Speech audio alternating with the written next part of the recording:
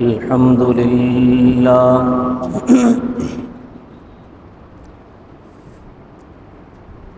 الحمد لله وحده، والصلاة والسلام على من لا نبي بعده، وعلى آله وأصحابه الذين أوفوا عهدا، ونشهد أن لا إله إلا الله وحده لا شريك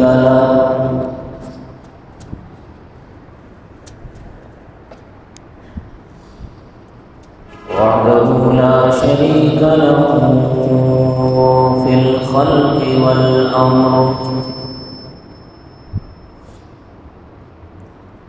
إرغاما لمن جحد به وكفر، ونشهد أن سيدنا ومولانا محمدا عبده ورسوله،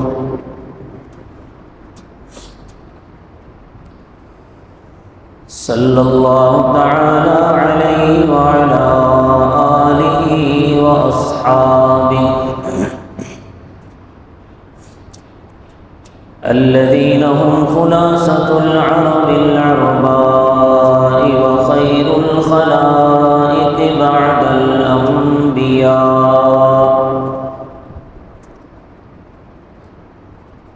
وهم كالنجوم في السماء للاهتداء والاقتداء، وهم مفاتيح الرحمة ومصابيح الغرر. أعوذ بالله من الشيطان الرجيم. بسم الله الرحمن الرحيم.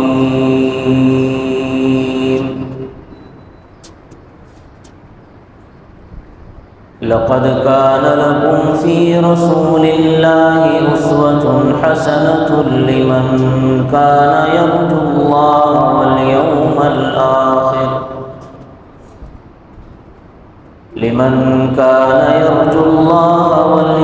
الآخر وذكر الله كثيرا.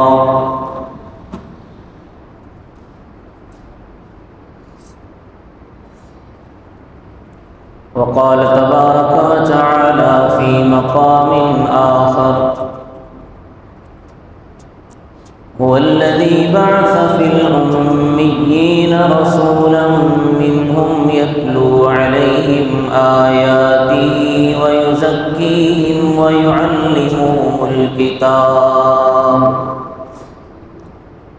ويعلمهم الكتاب والحكمة، وإن كانوا من قبل لفي ضلال مبين.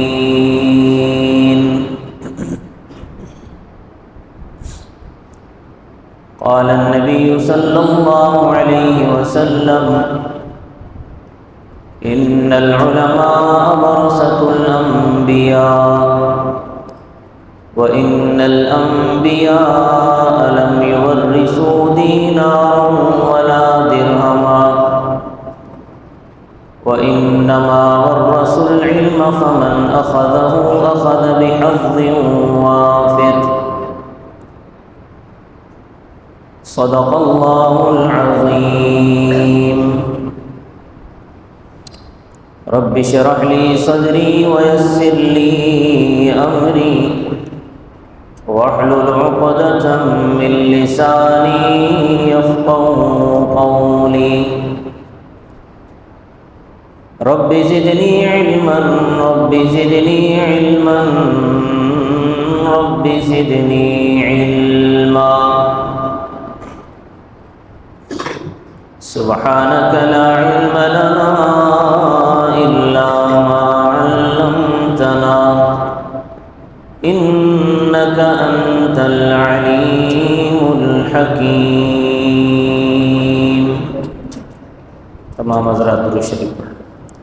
اللهم صل على محمد وعلى آل محمد كما صليت على إبراهيم وعلى آل إبراهيم إنك حميد مجيد اللهم بارك على محمد وعلى آل محمد كما باركت على إبراهيم وعلى آل إبراهيم إنك حميد مجيد۔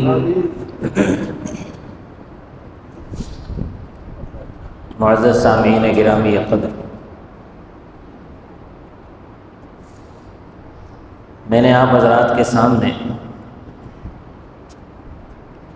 دو آیات کریمہ تلاوت کی ہیں اور ایک حدیث کا ٹکڑا تلاوت کیا ہے۔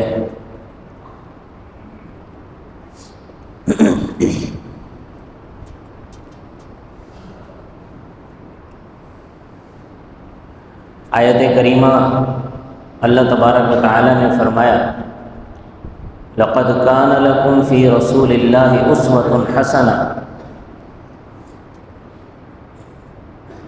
کہ ہم نے تمہارے لیے رسول اللہ صلی اللہ علیہ وسلم کو بہترین نمونہ بنایا ہے۔ لمن كان يرجو الله واليوم الآخر وذكر الله كثيرا،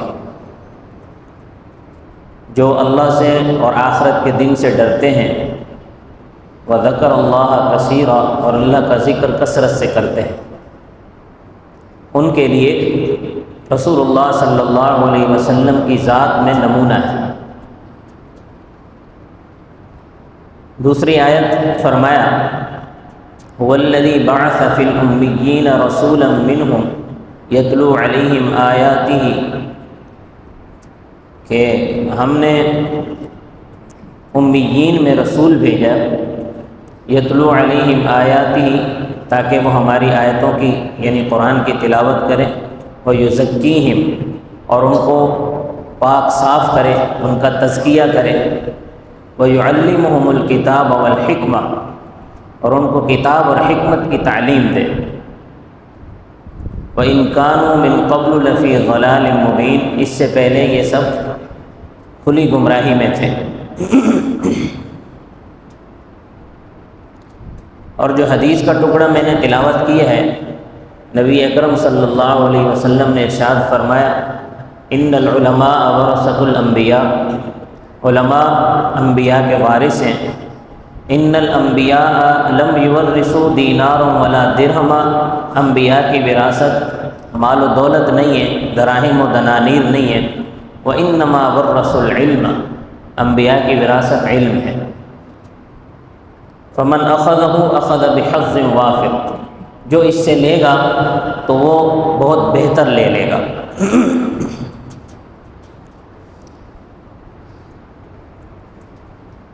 اللہ تبارک و تعالی نے نبی اکرم صلی اللہ علیہ وسلم کو انسانیت کے لیے نمونہ بنایا ہے۔ نمونہ کسے کہتے ہیں؟ نمونے کو ایک مثال سے سمجھیں۔ مثال کے طور پر آپ دکان سے کپڑا خریدتے ہیں اور کپڑا خرید کر آپ درزی کے پاس جاتے ہیں، اس کو آپ کہتے ہیں کہ اس کپڑے سے ایسی قمیص بنا دو جیسی میں نے پہنی ہوئی ہے۔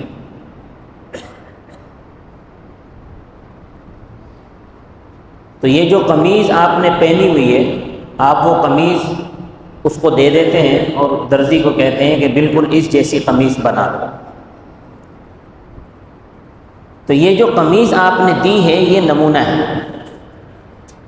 آپ نے کہا کہ بالکل اس جیسی بنا دو۔ اب درزی کا کام یہ ہے کہ وہ جو آپ نے قمیض دی ہے اس کو دیکھتا جائے اور کپڑے کو کاٹ کر سیتا چلا جائے،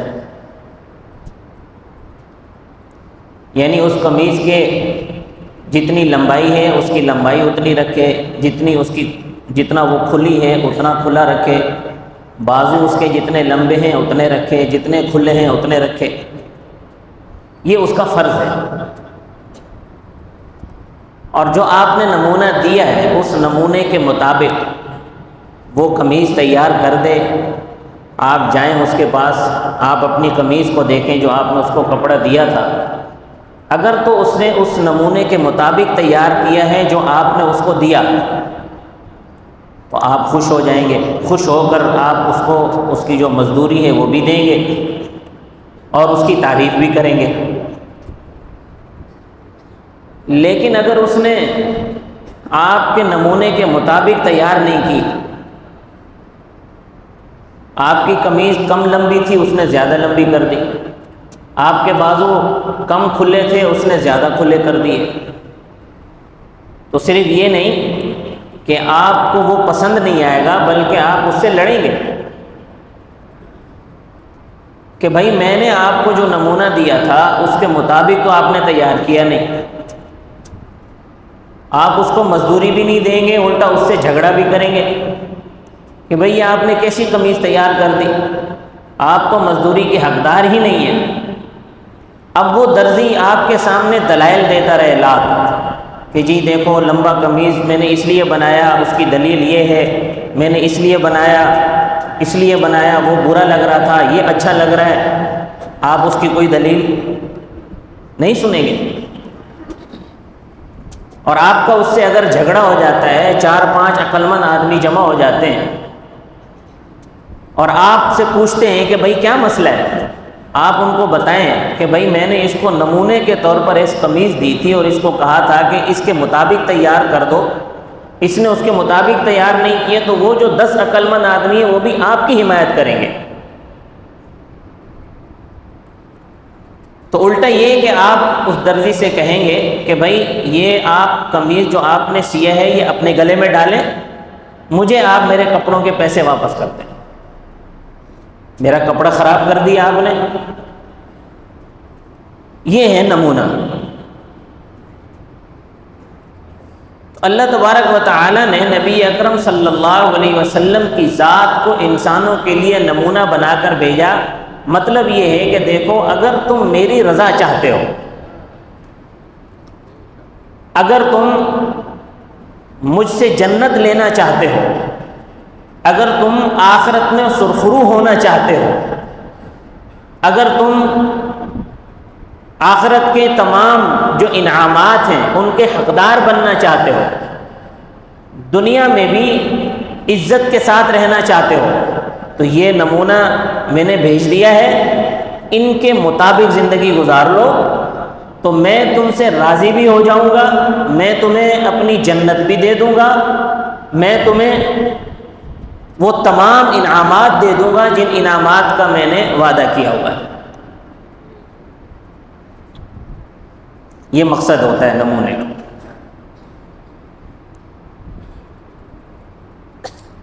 اس کو ایک اور مثال سے سمجھیں۔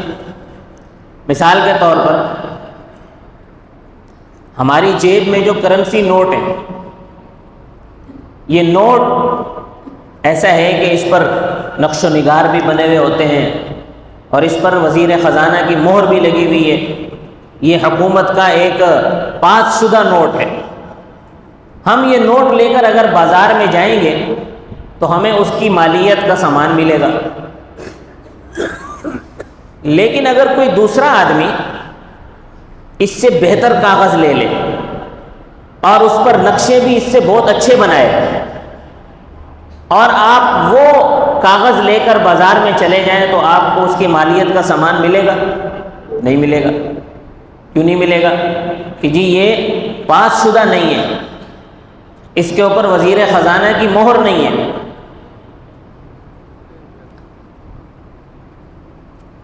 یہ ہے نمونہ کہ اللہ تبارک و تعالیٰ کے ہاں اعمال وہی قبول ہیں کہ جن پر نبی اکرم صلی اللہ علیہ وسلم کی مہر ہوگی، جن پر سنت کی مہر ہوگی۔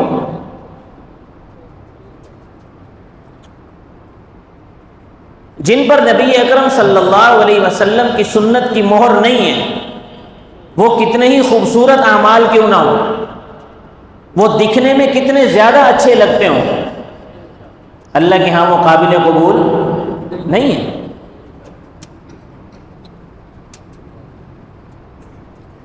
سنت اور بدعت میں یہی فرق ہوتا ہے۔ بدعت وہ کتنی خوبصورت کیوں نہ ہو، دکھنے میں وہ کتنا اچھی لگتی ہو، لیکن نبی اکرم صلی اللہ علیہ وسلم کی سنت کی مہر نہیں ہے تو اس کا کوئی فائدہ نہیں ہے، الٹا وہ وبال جان بنے گی۔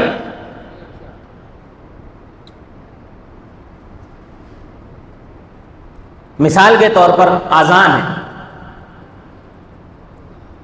نبی کریم صلی اللہ علیہ وسلم نے اذان سکھائی ہے، اللہ اکبر سے شروع، لا الہ الا اللہ پہ ختم ہے۔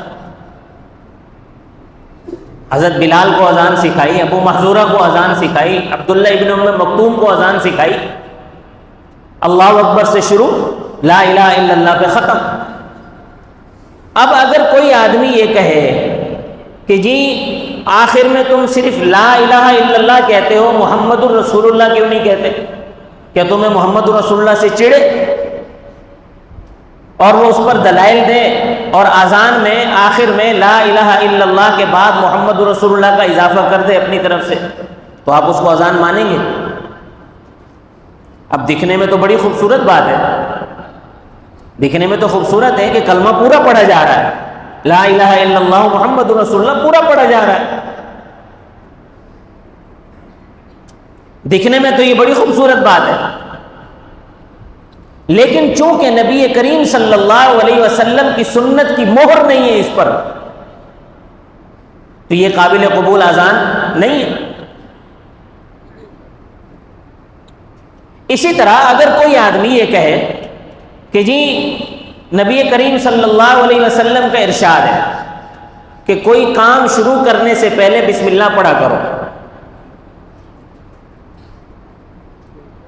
نبی کریم صلی اللہ علیہ وسلم نے فرمایا کہ جو کام بسم اللہ سے شروع نہ کیا جائے وہ کام دم بریدہ ہوتا ہے، یعنی نامکمل ہوتا ہے، دم کٹا ہوتا ہے، فہو اقطع، وہ کام نامکمل ہے۔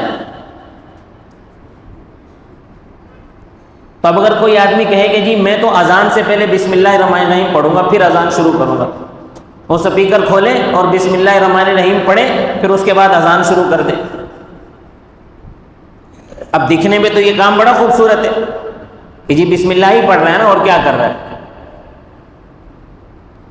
بسم اللہ الرحمن الرحیم پڑھ رہا ہے، اور حدیث میں نبی کریم صلی اللہ علیہ وسلم نے فرمایا ہے کہ جو کام بسم اللہ سے شروع نہ کیا جائے وہ نامکمل ہوتا ہے، لیکن اس کو اذان مانیں گے آپ؟ وہ اذان ہے؟ وہ تو اذان نہیں ہے، کیونکہ نبی کریم صلی اللہ علیہ وسلم نے اذان سے پہلے بسم اللہ نہیں بتائی۔ نبی کریم صلی اللہ علیہ وسلم کے زمانے میں جو اذان ہوتی تھی وہ اللہ اکبر سے شروع اور لا الہ الا اللہ پہ ختم ہوتی تھی، نہ آخر میں کلمہ محمد رسول اللہ پڑھا جاتا تھا اور نہ شروع میں بسم اللہ پڑھی جاتی تھی۔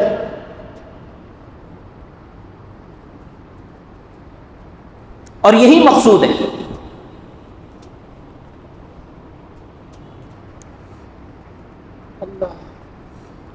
ایک مرتبہ حضرت عبداللہ ابن عمر رضی اللہ تعالیٰ عنہ کے سامنے ایک آدمی نے چھینک ماری، اور چھینک کے بعد اس نے کہہ دیا السلام علی رسول اللہ۔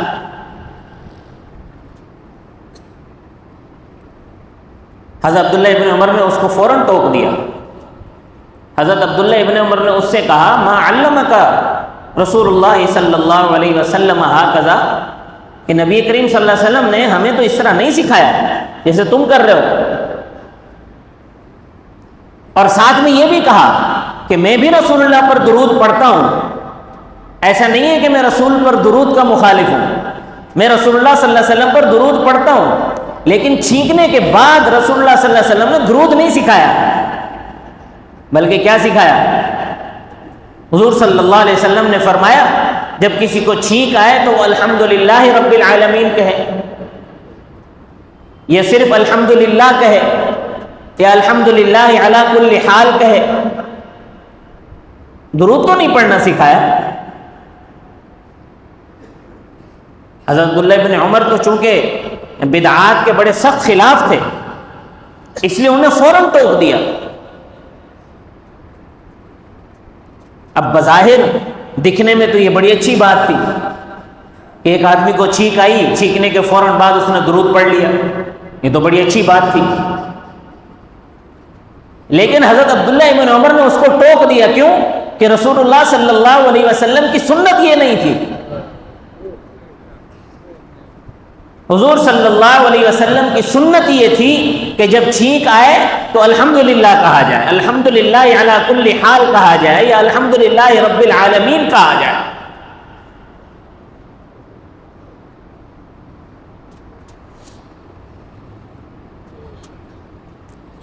اور یہ مطلوب ہے، اللہ تبارک و تعالیٰ کو یہ مطلوب ہے کہ میں نے جیسا نمونہ دیا ہے نا آپ لوگوں کو، ویسا بن کر آؤ میرے پاس. اس میں کمی بیشی نہیں کرنا اپنی طرف سے، نہ اپنی طرف سے کچھ بڑھانا ہے، نہ اپنی طرف سے کچھ کم کرنا ہے، بس ایسے بن کر آ جاؤ. اس کی مثال ایک حدیث میں بیان فرمائی ہے نبی کریم صلی اللہ علیہ وسلم نے. فرمایا کہ میں ایک دفعہ لیٹا ہوا تھا تو کچھ فرشتے آ گئے میرے پاس. وہ آپس میں باتیں کرنے لگے. فرشتے وہ آپس میں جو باتیں کرنے لگے وہ یہ باتیں کر رہے تھے کہ یہ جو شخص ہیں، نبی کریم صلی اللہ علیہ وسلم کی طرف اشارہ کر کے ایک فرشتے نے کہا کہ یہ جو شخص ہیں یہ بطور داعی کے ہیں. ایسا ہی ہے جیسے کوئی آدمی ایک محل تعمیر کرتا ہے، ایک حویلی بناتا ہے بڑی سی، اور جب وہ حویلی مکمل ہو جاتی ہے، حویلی مکمل کرنے کے بعد وہ ایک آدمی کو بھیجتا ہے گاؤں والوں کے پاس، لوگوں کے پاس، ان کو جا کے کہ بھائی ان گاؤں والوں کو دعوت دو، میں نے دسترخوان بچھایا ہوا ہے، آئیں اور میرے دسترخوان پر آ کر بیٹھیں، میری حویلی کے مکمل ہونے کی خوشی میں آئیں، دعوت کھا کے چلے جائیں.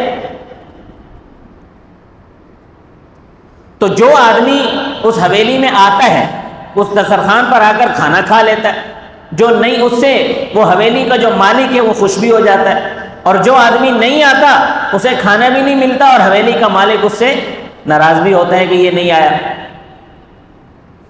تو دوسرے فرشتوں نے اس فرشتے سے کہا کہ ذرا تم اس کی وضاحت کرو، اس کا کیا مطلب ہے، انتباہ کرو، وضاحت کرو، اس کا کیا مطلب ہے. تو اس فرشتے نے کہا کہ دیکھو، سید جو ہے وہ اللہ تبارک و تعالی ہے، اللہ بنانے والے ہیں. اللہ نے جنت کا محل تعمیر کر دیا ہے، جنت کی حویلی بنا دی ہے، اور حویلی بنانے کے بعد اللہ تبارک و تعالی نے بطور داعی کے نبی کریم صلی اللہ علیہ وسلم کو بھیجا ہے دنیا کے لوگوں کے پاس. اب نبی کریم صلی اللہ علیہ وسلم لوگوں کو اس گھر کی طرف بلا رہے ہیں، اس جنت کی حویلی کی طرف بلا رہے ہیں کہ بھائی ادھر آ جاؤ، اللہ نے دسترخوان بچھایا ہوا ہے تم لوگوں کے لیے. وہ دسترخوان کیا ہے؟ وہ جنت کی نعمتیں ہیں. جنت کی نعمتیں، دودھ کی نہر ہے، شہد کی نہر ہے، میٹھے پانی کی نہر ہے، ٹھنڈے پانی کی نہر ہے، بڑے بڑے پھل ہیں، درخت ہیں. جو جنتی چاہے گا وہ ملے گا. یہ نعمت ہے اللہ کی. اللہ کا دیدار سب سے بڑی نعمت ہے.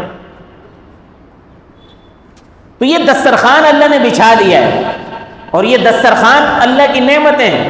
اب نبی کریم صلی اللہ علیہ وسلم لوگوں کو اس حویلی کی طرف بلا رہے ہیں کہ آ جاؤ جنت کا کھانا کھا لو. اس فرشتے نے کہا کہ جو ان کی بات سن کر آ جائے گا، ان کی بات مان لے گا، تو وہ جنت کا کھانا بھی کھائے گا، یعنی جنت کی نعمتوں سے لطف اندوز بھی ہوگا، اور جو اس حویلی کا، اس جنت کا مالک ہے وہ اس سے خوش بھی ہو جائے گا. اور جو ان کی بات نہیں مانے گا، وہ نہیں آئے گا، تو اسے جنت میں سے کچھ بھی نہیں ملے گا، اور جو جنت کا مالک ہے وہ اس سے ناراض بھی ہوگا کہ یہ میرے بندے کے بلانے پر نہیں آ رہا.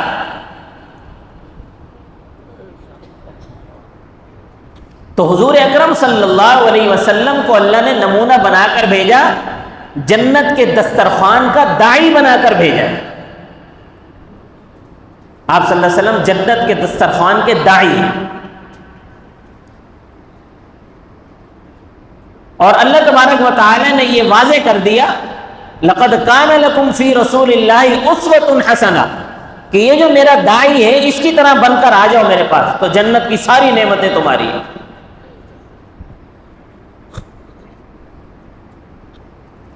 اب نبی کریم صلی اللہ علیہ وسلم کی طرح بننا ہے تو آپ صلی اللہ علیہ وسلم کے تو کمالات کچھ ذاتی اختیاری کمالات تھے، کچھ غیر اختیاری کمالات تھے۔ جو غیر اختیاری کمالات ہیں وہ تو ہمارے اندر نہیں آ سکتے۔ غیر اختیاری کمالات مثلا نبی کریم صلی اللہ علیہ وسلم سب سے زیادہ حسین تھے، آپ کا حسن، ہم آپ صلی اللہ علیہ وسلم جیسے حسین نہیں بن سکتے، آپ صلی اللہ علیہ وسلم جیسا قد ہم نہیں اختیار کر سکتے، آپ صلی اللہ علیہ وسلم کی جیسی جسامت تھی ویسی جسامت ہم اختیار نہیں کر سکتے۔ اسی طرح آپ صلی اللہ علیہ وسلم کے جو معجزات تھے وہ ہم نہیں دکھا سکتے۔ آپ صلی اللہ علیہ وسلم کے پسینے کے اندر سے خوشبو آتی تھی، آپ مہکتے رہتے تھے، وہ چیز ہم اپنے اندر پیدا نہیں کر سکتے۔ یہ تو ہیں آپ صلی اللہ علیہ وسلم کے غیر اختیاری کمالات۔ اس سے کیا ہوتا ہے؟ آپ صلی اللہ علیہ وسلم سب سے زیادہ حسین تھے۔ ہم جب اس بات کو پڑھتے ہیں تو آپ کی عظمت ہمارے دل میں پیدا ہوتی ہے، آپ کی محبت ہمارے دل میں پیدا ہوتی ہے۔ آپ کے معجزات جب سنتے ہیں، میں نے پچھلے 3 جمعے رسول اللہ صلی اللہ علیہ وسلم کے معجزات بتائے، تو جب آپ صلی اللہ علیہ وسلم کے معجزات ہم سنتے ہیں یا پڑھتے ہیں تو آپ کی عظمت ہمارے دل میں پیدا ہوتی ہے، آپ کی محبت ہمارے دل میں پیدا ہوتی ہے۔ تو یہ جو آپ صلی اللہ علیہ وسلم کے غیر اختیاری کمالات تھے، یہ اصل میں امت کے دل میں آپ صلی اللہ علیہ وسلم کی عظمت اور محبت پیدا کرنے کے لیے، یہ بھی اگرچہ مقصود ہے، مطلوب ہے، لیکن صرف اکیلی محبت اور عظمت کا دل میں پیدا ہو جانا کافی نہیں ہے۔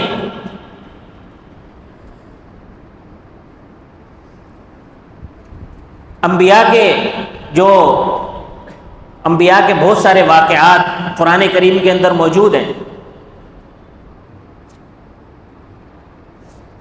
کہ نری محبت یہ مقصود نہیں ہے اور یہ کافی بھی نہیں ہے۔ ابو طالب کی مثال لے لیں، نبی کریم صلی اللہ علیہ وسلم کی پیدائش سے پہلے آپ کے باپ کا انتقال ہو گیا، آپ 6 سال کے تھے، والدہ کا انتقال ہو گیا، آپ 9 سال کے ہوئے تو دادا عبد المطلب کا انتقال ہو گیا، آپ ابو طالب کی پرورش میں آ گئے۔ ابو طالب نے، آپ صلی اللہ علیہ وسلم 50 سال کے ہوئے تو ابو طالب کا انتقال ہوا، 50 میں سے آپ 9 سال نکال دیں تو 41 سال بچتے ہیں۔ 41 سال ابو طالب کی پرورش میں رہے آپ صلی اللہ علیہ وسلم۔ جب آپ صلی اللہ علیہ وسلم نے نبوت کا اعلان فرمایا تو آپ کے خلاف پورا مکہ کھڑا ہو گیا۔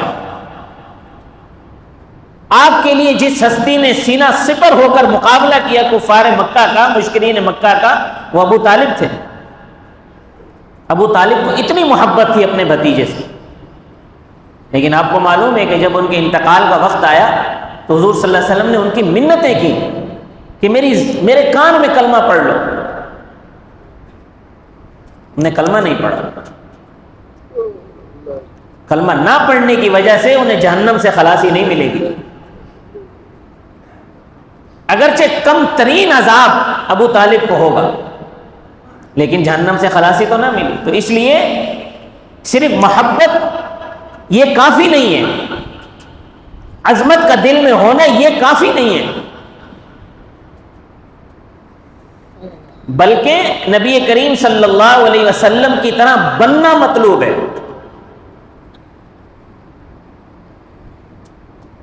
اور آپ صلی اللہ علیہ وسلم سے رشتہ داری بھی مدار نجات نہیں ہے۔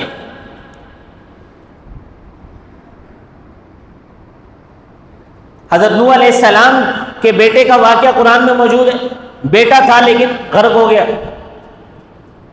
حضرت لوط علیہ السلام کی بیوی کا واقعہ موجود ہے، بیوی تھی لیکن عذاب کا شکار ہوئی، عذاب میں مبتلا ہوئی۔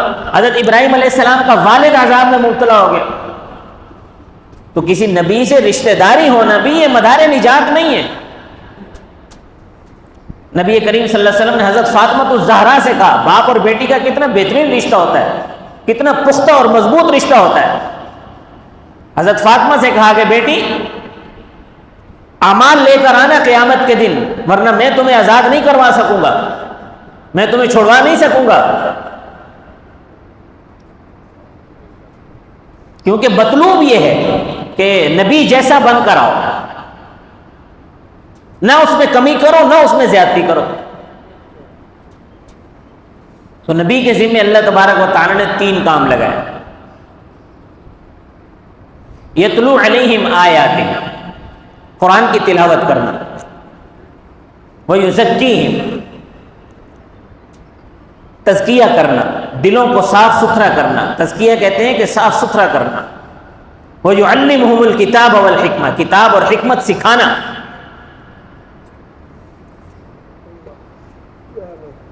قرآن کی تلاوت کرنا بھی یہ نبی کا طریقہ ہے۔ تو جو آدمی صرف قرآن کی تلاوت ہی کرے ساری زندگی، گویا وہ بھی نبی والا کام کر رہا ہے۔ بعض لوگ اس کو فضول سمجھتے، کہتے ہیں صرف قرآن کے الفاظ رٹ لینے سے کیا ہوتا ہے، یہ مقصود ہے، تلاوت قرآن مقصود ہے، مطلوب ہے۔ وَيُعَلِّمُهُمُ الْكِتَابَ وَالْحِكْمَةَ، تو یہ جو آپ صلی اللہ علیہ وسلم کا کام تھا، یتلو علیہم آیاتی، تلاوت قرآن کرنا، اس کو امت کے ایک طبقے نے اختیار کر لیا، وہ سارا دن قرآن پڑھتے بھی ہیں اور پڑھاتے بھی ہیں۔ چونکہ نبی کی وراثت منتقل ہوئی ہے نا امت کی طرف۔ نبی نے فرمایا کہ میری وراثت، انبیاء کی وراثت مال و دولت نہیں ہے بلکہ علم ہے۔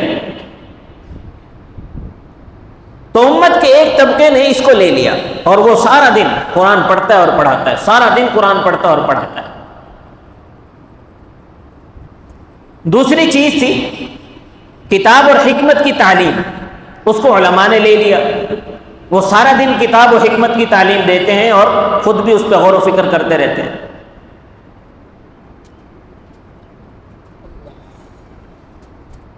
اور تیسری چیز تھی تزکیہ، دلوں کو صاف کرنا، صاف ستھرا کرنا، پاکیزہ کرنا۔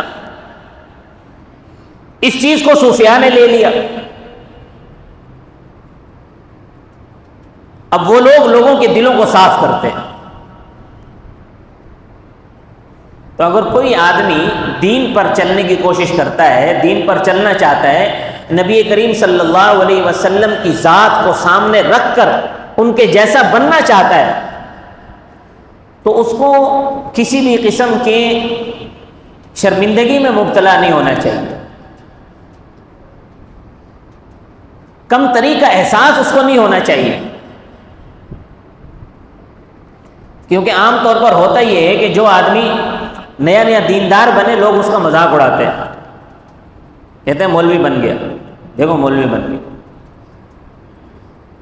گھر میں جاتا ہے تو دوسرے بھائی مذاق اڑاتے ہیں، دوستوں میں بیٹھتا ہے تو دوست مذاق اڑاتے ہیں، گاؤں میں جاتا ہے گاؤں والے مذاق اڑاتے ہیں، کمپنی میں فیکٹری میں کہیں جاتا ہے تو اس کے ساتھ کام کرنے والے جو ورکر ہیں، مزدور ہیں، وہ مذاق اڑاتے ہیں، مولوی بن گیا، دیکھو یہ مولوی بن گیا۔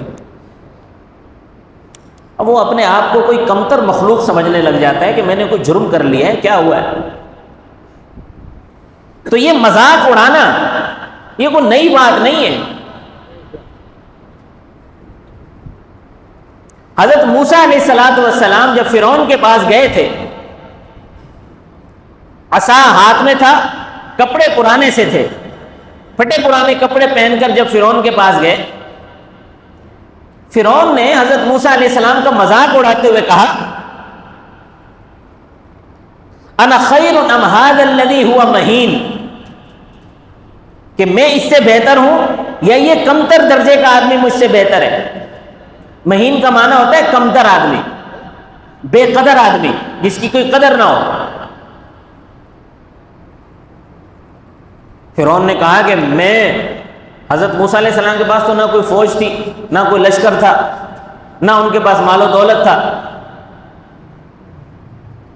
تو فرعون نے کہا کہ یہ بے قدرہ آدمی یہ مجھ سے بہتر کیسے ہو سکتا ہے، حالانکہ میں تو وہ ہوں کہ میں اپنے وزیروں کو، اپنے لشکریوں کو سونے کے کنگن پہناتا ہوں. تو یہ جو لوگ مذاق اڑاتے ہیں دینداروں کا یا دین کا یا علماء کا، ان کے دل میں جو اصل قدر ہے وہ مال و دولت کی ہے، سونے چاندی کی قدر ہے، گاڑیوں کی قدر ہے، بنگلوں کی قدر ہے، دین کی قدر نہیں ہے. اس وجہ سے مذاق اڑاتے ہیں. اور یہ مثال اللہ پاک نے قرآن میں فرعون کے حوالے سے دی ہے. مشرکین نے نبی اکرم صلی اللہ علیہ وسلم کا مذاق نہیں اڑایا. حضور صلی اللہ علیہ وسلم کا اتنا مذاق اڑایا مشرکین نے، اتنا مذاق اڑایا کہ آپ صلی اللہ علیہ وسلم پریشان ہو گئے. اللہ تبارک و تعالی نے تسلی دیتے ہوئے فرمایا وَلَقَدِ اسْتُهْزِئَ بِرُسُلٍ مِّن قَبْلِكَ، اے میرے پیغمبر آپ پریشان نہ ہو، آپ سے پہلے جو رسول ہے ان کا بھی مذاق اڑایا گیا، آپ کیوں پریشان ہوتے ہیں؟ تو یہ ریت تو بہت پرانی چلی آ رہی ہے کہ دینداروں کا مذاق اڑایا جائے. تو اس لیے اگر کوئی دیندار بننا چاہتا ہے، دین پر عمل کرنا چاہتا ہے، اگر کوئی اس کا مذاق اڑاتا ہے تو وہ اس کو خاطر میں نہ لائے، کیونکہ یہ مذاق تو انبیاء اور رسول کا بھی اڑایا گیا ہے. تو اصل زندگی کا مقصد یہ ہونا چاہیے کہ ہم اپنے آپ کو، چونکہ اللہ تبارک و تعالی نے رسول اللہ صلی اللہ علیہ وسلم کو ہمارے لیے نمونہ بنا کر بھیجا ہے، تو ہم اپنے آپ کو رسول اللہ صلی اللہ علیہ وسلم جیسا بنا لیں. اور اس میں کسی کی ملامت کی، کسی کے مذاق کی، کسی بھی بات کی، کسی بھی جملے اچھالنے کی پرواہ نہ کرے، اور صرف رسول اللہ صلی اللہ علیہ وسلم کی زندگی کو سامنے رکھ کر اپنے کردار، اپنا اطوار، اپنے اخلاق، اپنے معاملات کو ترتیب دیں. انشاءاللہ دنیا میں بھی کامیاب ہوگا اور آخرت میں بھی کامیاب ہوگا. یہ نبی کریم صلی اللہ علیہ وسلم کا پہلا حق ہے امت پر، جس پر میں نے آج آپ حضرات کے سامنے یہ اتنی تفصیل سے بیان کیا ہے. نبی اکرم صلی اللہ علیہ وسلم کا یہ پہلا حق ہے امت پر کہ نبی کریم صلی اللہ علیہ وسلم کی اتباع کی جائے. اللہ تبارک و تعالی مجھے اور آپ عمل کی توفیق عطا فرمائے. وما علینا الا البلاغ.